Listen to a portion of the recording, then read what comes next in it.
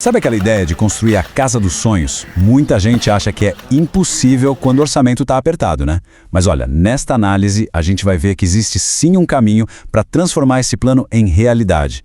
Vamos desvendar um guia bem prático para construir sem quebrar o cofrinho. Pois é, para muita gente, pensar em construir uma casa do zero soa como um desafio financeiro gigante, sabe? Quase um sonho distante. É uma vontade que quase todo mundo tem, mas os custos, eles assustam. Só que a boa notícia é que, com a estratégia certa, isso é super possível. E para guiar a gente nessa jornada, nosso roteiro está bem definido. A gente começa falando da aspiração versus a realidade, depois mergulha na base, que é o planejamento, em seguida o projeto e o valor do arquiteto, a estrutura e os sistemas construtivos, aí vem os detalhes, com dicas de economia e a gente fecha com a linha de chegada, construindo com inteligência. Então, vamos lá. A primeira parte é sobre isso, o grande desafio. Como é que a gente faz para alinhar a casa dos sonhos com o que o bolso permite? Mas olha, isso não é para ser um beco sem saída, viu? É um problema que tem solução e soluções bem claras. E aqui está o X da questão.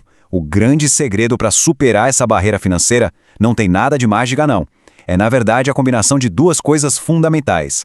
Um planejamento super cuidadoso e, claro, fazer escolhas inteligentes em cada passo do caminho. E falando em planejamento, essa é a nossa segunda sessão. Olha, o planejamento é sem dúvida a base de tudo. É a ferramenta mais poderosa que se pode ter para controlar os custos e garantir que o projeto não saia do rumo, sabe? E com isso, se economiza tempo e, o mais importante, muito dinheiro. E esse planejamento se baseia em 3 pilares essenciais. Primeiro, definir o orçamento. E tem que ser um orçamento claro, viu? Incluindo uma graninha extra para imprevistos. O segundo pilar é a pesquisa da localização, porque a gente sabe que o preço do terreno pode mudar tudo. E por fim, criar um cronograma realista. Isso evita aqueles atrasos que sempre acabam custando mais caro. Beleza, agora a gente entra num ponto que gera muita dúvida, um ponto que muita gente enxerga como um custo, mas que na verdade é um baita investimento estratégico. Estou falando da contratação de um arquiteto. E olha só essa citação da nossa fonte. Ela resume a ideia perfeitamente. Encarar o arquiteto como um gasto é um erro clássico. O valor que um bom profissional adiciona no projeto, seja no começo ou lá na frente, é simplesmente enorme. Mas na prática, como é que o arquiteto ajuda a economizar? Bom, de várias formas. Ele pode, por exemplo, projetar uma casa com mais eficiência energética, o que diminui as contas no futuro. Ele sabe indicar os materiais certos, aqueles que são bons, duráveis e com preço justo. Ele otimiza cada metro quadrado, para não ter desperdício de espaço. E talvez o mais importante, ele ajuda a evitar aqueles erros de construção que, para consertar depois, custam uma fortuna. Ok, agora vamos para uma parte um pouco mais técnica, a estrutura da casa.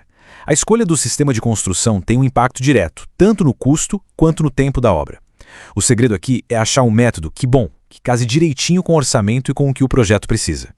Essa tabela aqui resume bem as 3 opções mais comuns no mercado. Primeiro, a alvenaria estrutural, que é aquela mais tradicional, super robusta e durável. Depois, tem a estrutura metálica, que é bem forte e versátil, muito boa para projetos maiores ou com mais andares. E por fim, o wood frame, que é a estrutura de madeira.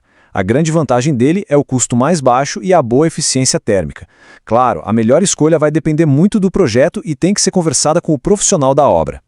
Certo, agora vamos para o que todo mundo gosta. Dicas práticas. Sabe aquelas coisinhas que dá para fazer no dia a dia da obra e que geram uma economia real, na hora?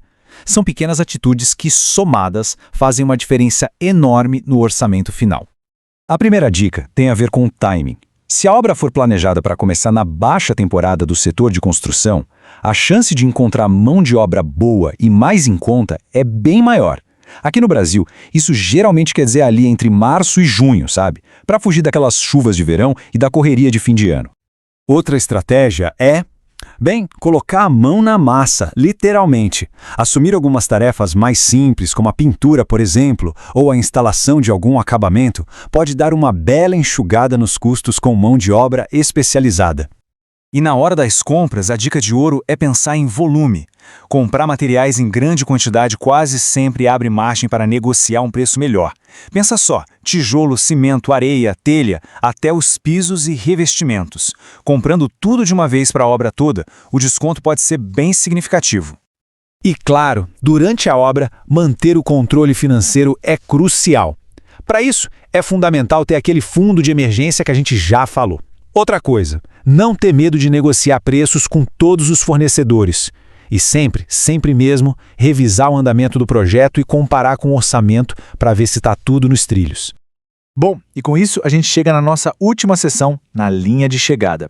O ponto principal aqui é reforçar a mensagem-chave de toda essa nossa conversa. O sucesso de uma construção econômica depende e muito de uma série de decisões inteligentes e estratégicas. Então, o resumo da ópera é o seguinte: construir com um orçamento mais enxuto não só é possível, como pode ser uma experiência de muito sucesso. O grande segredo está na soma de cada pequena decisão inteligente que se toma no caminho, desde o primeiro rascunho do planejamento até o último parafuso do acabamento. E, claro, sempre com a ajuda de bons profissionais. E para a gente fechar, fica aí uma reflexão. Se o sucesso do projeto está em cada um desses pequenos passos, qual vai ser a primeira decisão inteligente a ser tomada? Fica aí a pergunta para inspirar o começo dessa jornada. Agradeço a companhia nesta análise e a gente se encontra na próxima.